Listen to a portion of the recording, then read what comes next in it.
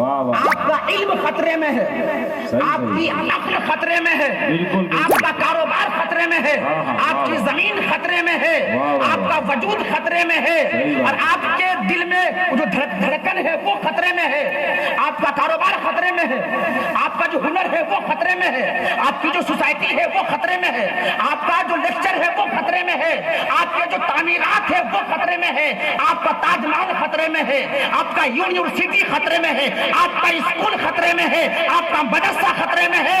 आप ये मत कहिए कि इस्लाम खतरे में है। उठाकर देख लो तारीख, उठाकर देख लो इतिहास। 9/11 में जो वर्ल्ड ट्रेड सेंटर पर हमला हुआ था, उसके बाद से लेकर 2020 तक उठाकर देखिए तारीख। अमेरिका, यूरोप और बर्तानिया में 9/11 के बाद से लेकर सैयद फिरदौस आज की तारीख, नया अपडेट बता रहा हूं मैं आपको, 50,000 लोगों ने इस्लाम कबूल किया है। सुभान अल्लाह, सुभान अल्लाह, नारे तकबीर, नारे रिसालत, सरकार की आमद, सरकार की आमद, माशाअल्लाह। हम ये कैसे कहते जिस दीन को मुंतखब अल्लाह ने किया, इन्ना दीन इंदल्लाहिल इस्लाम, और मुकम्मल भी अल्लाह ने किया, अल यौमा अकमलतु लकुम दीनुकुम व अतममतु अलैकुम निअमती व रदीतु लकुमुल इस्लाम दीना। ये इस्लाम जो दीन है ना, अल्लाह इस दीन से राजी है। सुभान अल्लाह। और इसी दीन का अल्लाह ने इंतखाब फरमाया है। और ये सुन लो, तुमको देखकर यूरोप के लोग ईमान नहीं लाए, कुरान की आयतों को पढ़कर ईमान लाए। बेशक, सुभान अल्लाह। अपने किरदार पर आंसू बहाओ, अपनी नीयत पर आंसू बहाओ, अपने हसद पर आंसू बहाओ, अपने जलन पर आंसू बहाओ, अपने फितने पर आंसू बहाओ, अपने खुराफात पर आंसू बहाओ, अपने गुनाहों पर आप आंसू बहाओ, अपने बदकिरदारी पर आंसू बहाओ। तुम्हें इस्लाम बचाने की कोई हाजत नहीं है, इस्लाम के नाम पर अफसोस करने की कोई हाजत नहीं है। इस्लाम को हुसैन ने करबला में बचा लिया है। सुभान अल्लाह, सुभान अल्लाह। अब आप अपने आप को बचाइए, अपने स्कूल को बचाइए, अपने कल्चर को बचाइए, अपनी तहजीब को बचाइए, अपनी जायदाद को बचाइए, अपनी इज्जत को बचाइए, अपने विकार को बचाइए, अपने जाहो हशम को बचाइए, अपने मर्तबे को बचाइए, जो विकार अल्लाह के नबी ने आपको अता फरमाया है। आज वो आप उस विकार को गैरों के कदमों में डालकर अपने सर को झुका दिए हैं, और फिर हम कहते हैं कि हम खतरे में हैं, हम परेशान हैं। तुम परेशान रहोगे, आप परेशान रहिएगा।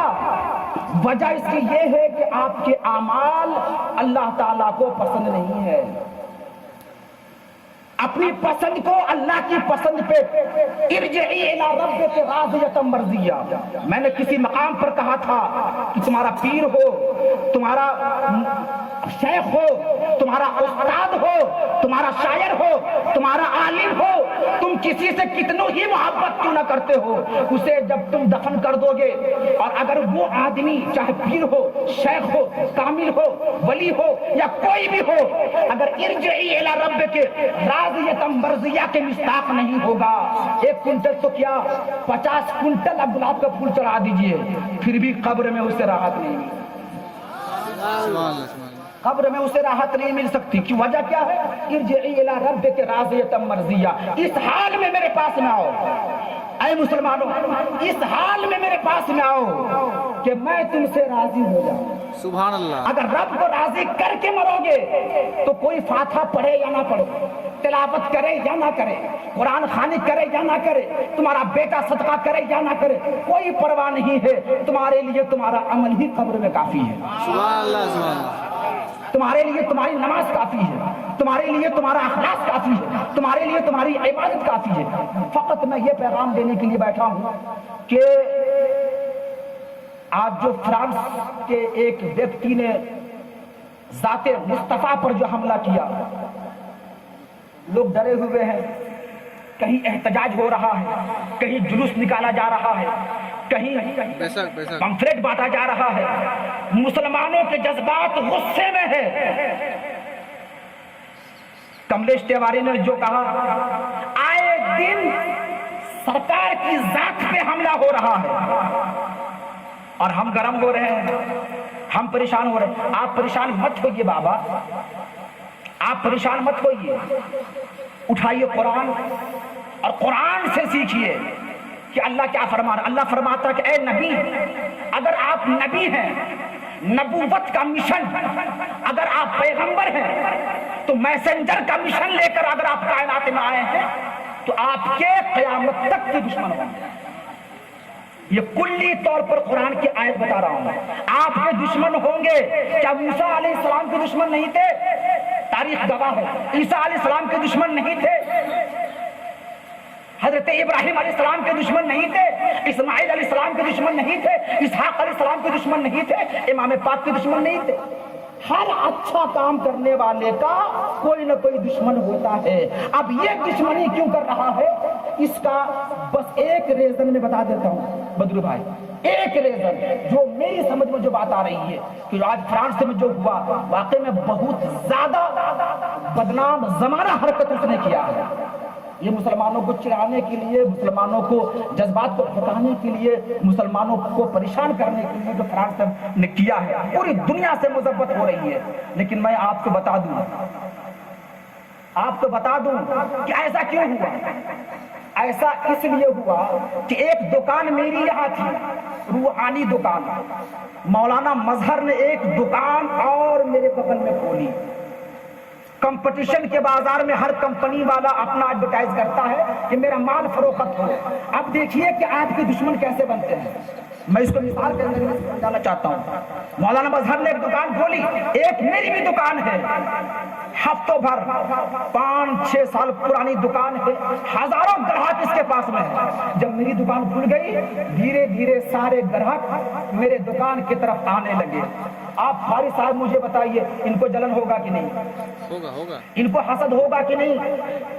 آپ 9/11 سے آج تک جوڑیے, ہر ایک دن میں یورپ میں 2 آدمی ایمان لا رہا ہے. سبحان اللہ. روزانہ 2 آدمی ایمان لا رہا ہے.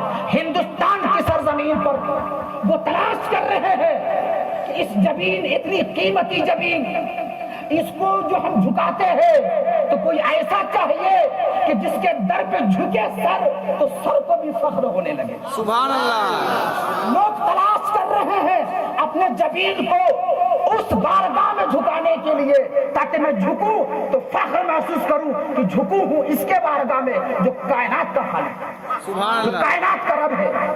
کسی ایک خطے کا, کسی ایک فلڈ کا, کسی ایک علاقے کا رب نہیں ہے, پوری کائنات کا رب ہے. تو وہ تلاش صرف مسلمان نہیں کر رہا ہے, ہر قوم کے پڑھے لکھے لوگ تلاش کر رہے ہیں حق کو.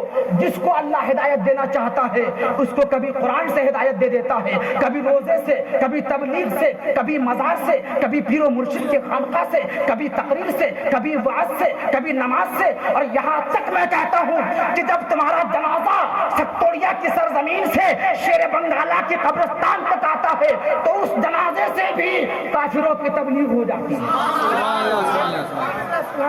اس جنازے سے بھی کافروں کی تبلیغ ہو جاتی ہے, اور وہ بھی یہ سوچتا ہے کہ کاش یہ عزت مجھے مل جائے, یہ وقار مجھے مل جائے, یہ مرتبہ مجھے مل جائے, یہ نماز مجھے مل جائے, یہ مسلمانوں کے ہاتھوں کی مٹی مل جائے, تو یہ بڑی فخر کی بات ہے.